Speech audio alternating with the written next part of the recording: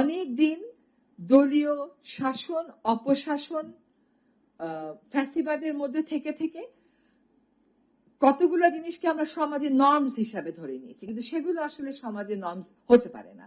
ওইখান থেকে নিজেদেরকে আমাদের বুঝাতে হবে যে আমরা আসলে সত্যিকার অর্থে একটি আদর্শ রাষ্ট্রের জন্য যাত্রা শুরু করতে চাই। একটা আদর্শ রাষ্ট্র পাওয়া 1.5 বছর, 1 বছর, 2 বছর, 6 মাসের ব্যাপার না, কিন্তু যাত্রাটা আমাদের জন্য দৃঢ়ভাবে শুরু হয়।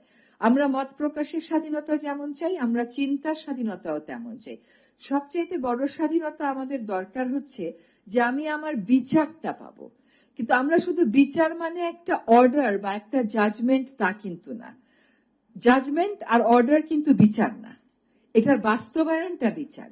সময় মতো আপনি বিচার না পেলে, সময়ের 20 বছর পরে গিয়ে বিচার পেলে, 30 বছর পরে গিয়ে বিচার পেলে, সেটা আসলে আর কতটুকুন বিচার থাকে।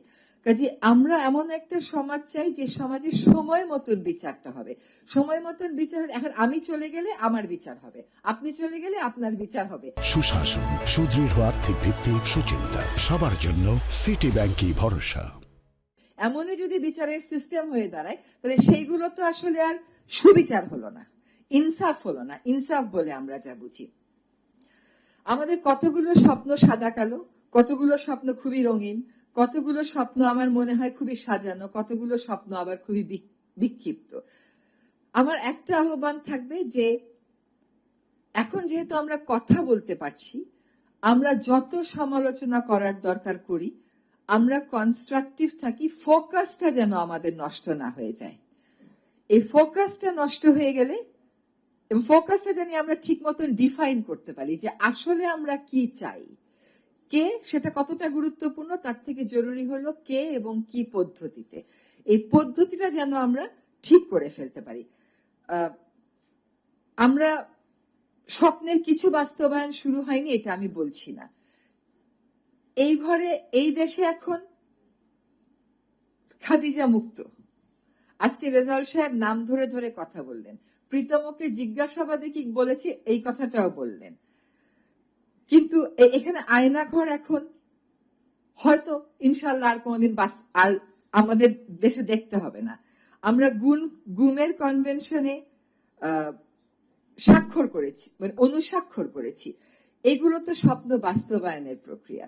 খুব দ্রুততার সাথে হয়তো আমরা চাই, খুব দ্রুততার সাথে হয়তো হচ্ছে না, পদ্ধতি নিয়ে অনেকের হয়তো আপত্তি আছে। আমরা সবগুলো কথা যেন বলি, সবগুলো কথা শোনা হয়, সবগুলো কথা পড়া হয়, সবগুলো কথা বিবেচনায় নেওয়া হয়। যেমন কোথাও একটা কাউকে নিয়োগ দেওয়া হলে সাথে সাথে অনেককে নিয়োগ দেওয়া হলে বলা হচ্ছে না ও ভালো না, সেটা কিন্তু বিবেচনায় নিয়ে বদলানো হচ্ছে। আর স্বপ্নটা তো আমি দেখব না বা সরকার দেখবে না, সকলে মিলে দেখতে হবে। যদি সকলে মিলে দেখতে হবে, যদি সরকারের সাথে যারা স্বপ্ন দেখে সকলের একটা সংযোগ স্থাপন খুবই জরুরি। কতগুলো সংস্কারের কথা হচ্ছে, বদিউল আলম সাহেব নিশ্চয়ই বলবেন। এই সংস্কার প্রক্রিয়াটা শুরু হয়েছে ওই স্বপ্নগুলোকে ধারণ করে। এখন সংস্কারের প্রস্তাবনা আসা মাত্রই সংস্কার হয়ে যাবে এটা মনে করার কোনো কারণ নেই।